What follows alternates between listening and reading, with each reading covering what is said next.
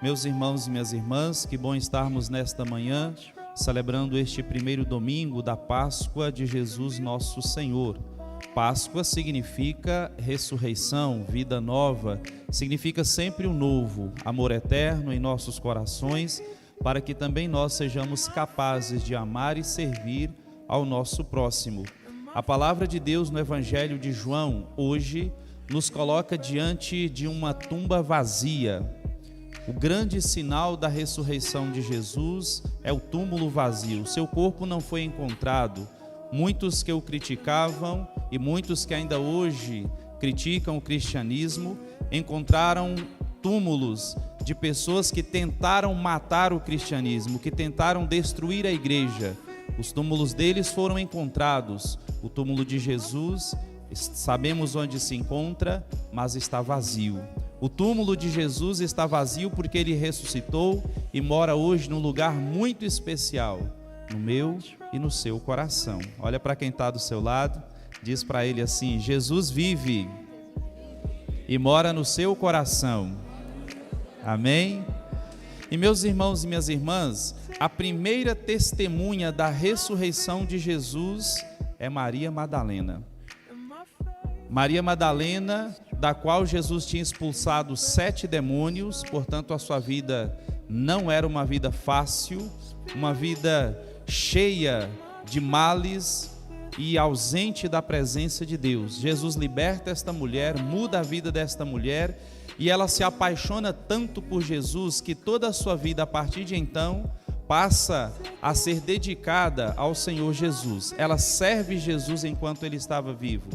E agora que Jesus ressuscita, ela é a primeira a correr para ir ao encontro de seu túmulo, mas ela encontra o túmulo vazio. Maria Madalena é a primeira a correr, porque quem ama mais, corre mais para servir, corre mais para ajudar. Quem ama mais é aquele que sempre dá o primeiro passo. E o Senhor Jesus já havia dito no Evangelho de Lucas que aquele que muito foi perdoado, muito vai amar. Meus irmãos, que nós sejamos capazes de ter a velocidade de Maria Madalena, a velocidade do amor, a presteza do amor para servir e para nos doar. Depois ela volta, depois que faz a experiência do túmulo vazio, ela volta testemunhando. Testemunhar significa contar as maravilhas do Senhor, mas não contar as maravilhas de que você ouviu falar simplesmente. Trata-se de contar as maravilhas que você experimentou da parte do Senhor. Porque aquele que conta somente o que ouviu, que não fez a experiência, é só um repórter. E reportagens não mudam a vida de ninguém. Se mudassem, as vidas dos brasileiros estariam transformadas, não é? Porque todos os dias ouvimos reportagens pelas rádios, pela televisão, pela internet, por tantos outros meios. A reportagem por si só nada diz de mudança para as nossas vidas. Quando nós experimentamos o Senhor, nós nos tornamos suas testemunhas. E aqui eu desafio você que está nessa igreja hoje a ser uma testemunha de Jesus onde você vive, uma testemunha de Jesus onde você trabalha, uma testemunha de Jesus onde são os seus encontros de lazer. Eu desafio você a ser uma testemunha de Jesus todos os dias de sua vida, porque o mundo de hoje carece de pessoas que testemunhem o Senhor Jesus. Nós temos muitas pessoas hoje que falam de Jesus, mas falam de teorias, falam de coisas que ouviram falar, falam de coisas que leram em livros, mas não falam de seu encontro pessoal com Jesus, encontro que transforma vidas, encontro que arranca as pessoas do poder do pecado, das trevas e as coloca no lugar de luz, de dignidade. Quando nós falamos de ser testemunhas de Jesus, trata-se de nós sermos onde estamos sinais do reino de Deus, sinais da presença de Deus. E olha, meus irmãos, as palavras do Papa Paulo VI, há tantos anos atrás, servem exatamente para hoje. O mundo está cheio de mestres, mas não precisa de mestres, precisa de testemunhas. Olha para quem está do seu lado, por favor, diz para ele assim: não seja um mestre. O mundo está cansado de gurus. seja uma testemunha da ressurreição de Jesus. Amém? Porque, meus irmãos, nós estamos cansados de pessoas que nos falam de coisas bonitas que eles nunca experimentaram. Nós precisamos de homens e mulheres que sejam como Maria Madalena, que experimentaram o poder da cruz e depois experimentou o poder da ressurreição de Jesus. Maria Madalena conta para Pedro e João o que aconteceu. O discípulo amado aqui, vocês sabem que é João. E eles fazem uma coisa muito interessante. Também vão até o túmulo. E os dois vão correndo. A palavra diz no versículo 4: os dois corriam juntos, mas o outro discípulo correu mais depressa que Pedro e chegou primeiro ao túmulo. Por que João chegou antes de Pedro ao túmulo? Porque o seu coração estava apaixonado por Jesus.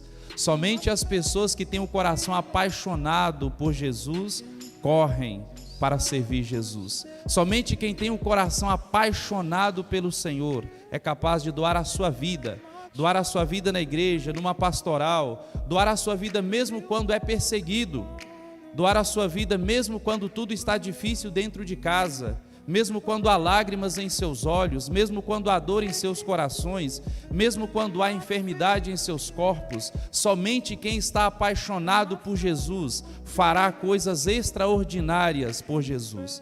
As pessoas que se apaixonam fazem loucuras, verdade ou não é? Eita, aqui não tem ninguém apaixonado, verdade ou não é? Quem se apaixona faz loucuras. A pessoa passa a noite acordada pensando no apaixonado. As pessoas passam dias e dias a fio esperando o encontro com aquela pessoa que elas amam. Por que não pode ser assim com Jesus? Por que não podemos esperar ardentemente o encontro com Ele cada domingo na missa? Por que não podemos vir ao seu encontro cada domingo para adorá-lo na Eucaristia, para ouvir sua palavra e deixar que ela faça arder os nossos corações? Porque nós também não temos esta mesma paixão por Jesus, de ir ao encontro das pessoas necessitadas e anunciar-lhes que Jesus está vivo, testemunhar aos seus ouvidos e à sua vida que o Senhor ressuscitou e transforma vidas. Meus irmãos, precisamos nos apaixonar por Jesus. João então chega mais depressa, chega antes, só que João não entra no túmulo. E alguns vão te perguntar assim: mas por que João chega e não entra no túmulo? Porque Jesus já tinha dito para Pedro diante deles: você é Pedro, e sobre esta pedra que é você, que é a sua profissão de fé, eu vou edificar a igreja. João respeita a autoridade de Pedro. Pedro é o primeiro no amor, Pedro é o primeiro no serviço, Pedro é o primeiro na humildade, Pedro é o primeiro na pregação, Pedro é o primeiro na ousadia, e João respeita isso. Na nossa igreja nós sempre temos que lutar para sermos os primeiros no amor, na humildade, na simplicidade, mas devemos sempre aprender a respeitar o lugar do outro. Sempre devemos aprender a respeitar o lugar da outra pastoral, do outro membro da igreja, da outra liderança da igreja. Nós sempre precisamos aprender a respeitar o lugar que cabe ao outro na igreja e assumir o nosso lugar. Nós estamos cheios de pessoas que criticam o lugar do outro. Ah, mas o padre não fez bem feito. Ah, mas quem limpou a igreja não fez bem feito. Ah, mas quem abriu a porta demorou demais. Ah, mas quem cantou errado. Ah, mas aquele ministro não fez direito. Ah, mas aquela pessoa colocou a flor no lugar errado. Ah, aquela outra pessoa fez isso errado. Estamos cheios de gente que faz isso, mas de poucos que têm a ousadia de fazer a diferença. O que nós precisamos de verdade é de homens e mulheres que saibam respeitar o lugar do outro e lutem para fazer a diferença na igreja. Se nós queremos uma igreja de homens e mulheres transformados, se nós queremos uma igreja melhor, uma igreja mais viva, uma igreja mais animada, nós precisamos ser esta igreja mais animada. Nós precisamos ser a igreja que nós queremos. Não adianta eu ficar de fora criticando as coisas da igreja e eu não entrar e fazer a diferença. Olha para quem está do seu lado, por favor, dá um recado para essa pessoa. Fala assim para ela: venha fazer a diferença, irmão. Venha ser a mudança que você tanto quer que aconteça na igreja. Jesus ressuscitado está te convocando hoje para fazer a diferença. E agora faço o desafio. Você topa? Pergunta para ele. Você topa? Ou vai continuar sentado no banco criticando os outros? Pode perguntar para ele, ou vai continuar sentado criticando os outros? Sabe por que é importante isso, irmãos? Porque para que a igreja seja melhor, ela precisa de homens e mulheres melhores. O Papa Paulo VI, na sua encíclica Evangelii Nunciandi, diz que nós só teremos, ele já morreu, está na eternidade, disse que nós só teremos uma sociedade melhor, uma economia melhor, uma igreja melhor, quando tivermos homens transformados pelo poder do Espírito Santo. Enquanto não formos transformados, a sociedade continuará uma merda.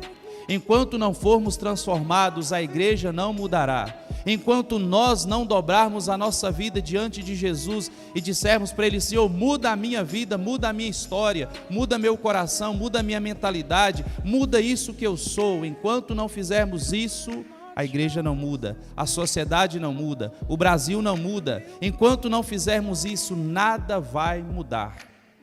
Precisamos fazer como João, chegar diante do túmulo e respeitar a autoridade de Pedro.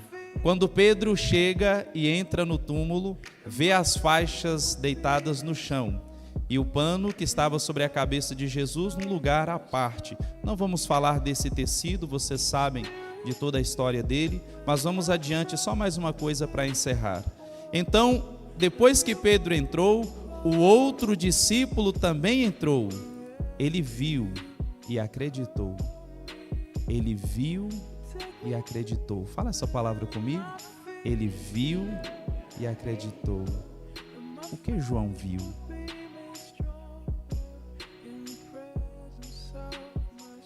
O que João enxergou dentro desse túmulo que fez seu coração vibrar de fé? Eu tenho uma resposta pessoal, mas não vou dá-la a você. Eu deixo que você mesmo encontre uma resposta para essa pergunta. O que João viu que fez o seu coração explodir de fé naquele dia da ressurreição de Jesus nosso Senhor? Meus queridos irmãos, a segunda leitura, para a gente fechar esta reflexão, diz assim para nós: se ressuscitastes com Cristo, esforçai-vos por alcançar as coisas do alto, onde está Cristo sentado à direita de Deus. Aspirai às coisas celestes e não às coisas terrestres. Baixa a sua cabeça um pouquinho, faça oração pessoal neste momento. Declare diante do Senhor aquilo que está no seu coração, aquilo que a sua vida diz diante desta pregação, diante destas leituras que você hoje ouviu. Você ressuscitou com Cristo pelo batismo, mas você está buscando as coisas do alto? Você está se esforçando para alcançar as coisas do alto? Nesta manhã, Senhor, em que celebramos a sua ressurreição, nós pedimos: renove o nosso coração, renove a nossa mentalidade, renove as nossas vidas. Que o túmulo da nossa vida também se esvazie de pecado, se esvazie da solidão, se esvazie da depressão, se esvazie do desânimo e se encha da presença poderosa de Teu Espírito. Que nesta manhã, Senhor, túmulos sejam abertos e cristãos ressuscitem para uma vida nova. Que nesta manhã, Senhor, caiam por terra todas as maldições que foram lançadas sobre esta igreja, sobre esta comunidade, sobre as nossas vidas. Que nesta manhã, Senhor, tudo aquilo que de mal entrou em nossas vidas, em nossa história, seja esvaziado e fique somente a presença do Senhor ressuscitado. Fique somente o túmulo vazio, para que nós possamos olhar como João e Pedro e acreditar.